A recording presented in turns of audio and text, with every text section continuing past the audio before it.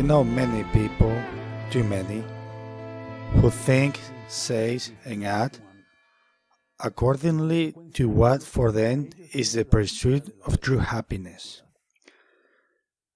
To be happy is to do what they want. To be happy is to indulge their body.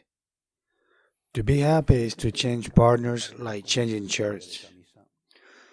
To have sex without any kind of commitment. For them, to be happy is to kill. To kill. To kill the child who comes at a bad time, because they say that their body is theirs. To kill the elderly, because the elderly are uncomfortable and annoying, and justifications must be found. It is said to be a merciful death. In short, to be happy for them is to distinct from Christ and His teachings, to be away from His teachings.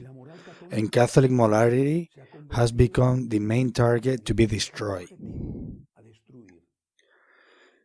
It is necessary to put an end to moral norms that says things so uncomfortable, so unpopular, so anti-modern, just like killing is bad. To be happy is the opposite of what Jesus Christ teaches for these people, who are the majority. However, these people are not happy. Even if they do not say so, they're not happy. They are wounded. When they change partners again and again and again, they are lonely, sometimes desperate. Therein lies the rising suicide rate among young people. On the other hand, I know other people who have problems, sometimes very serious problems, and yet they transmit great happiness. For example, the cloister nuns, my dear friends, are my support with their prayers.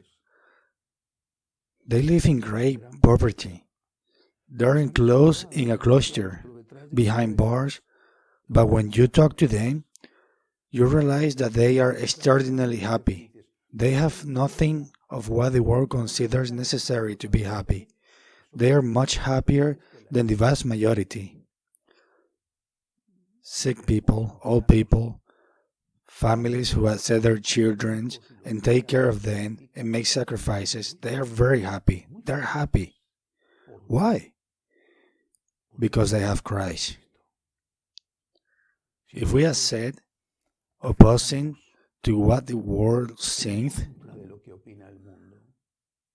that happiness is love, that there is more joy in giving than in receiving, love in the teachings of Christ and in the imitation of Christ. If we accept that happiness comes from sacrifice, from accepting the cross, from forgiving, from renouncing to something that is yours in order to help another who doesn't have it. In short, I repeat, if we accept that happiness is the love of Christ taught us, then following this path that the Lord promises will be fulfilled. Jesus said in today's Gospels, I have told you this so that my joy might be in you and that your joy might be complete. Earlier, he began saying, as the Father has loved me, so have I loved you. Remain in my love. Christ does not deceive us, and we know it, and we experience it. It might be hard for you to forgive, sometimes very much, but when you do, when you pray for your enemies, you feel good. It can be hard to dedicate time, the most precious than money, to be with people in need. But when you do it, the regard that you receive is so great that it is worth more than if you had spent that time watching television or playing golf.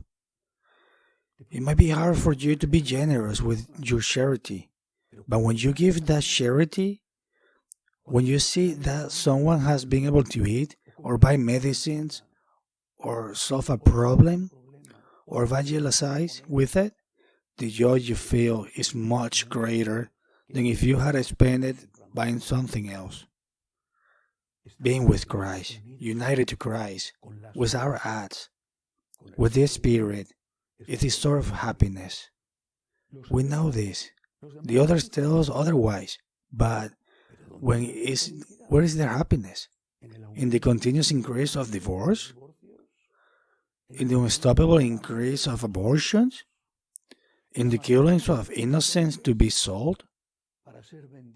Cut up? Or like organs for the rich? Is that their way of happiness? Our way of happiness is to be with Christ. And that happiness, no one can take it away from us. Moreover, knowing that this happiness, there is only a token, a small part of what awaits us in heaven.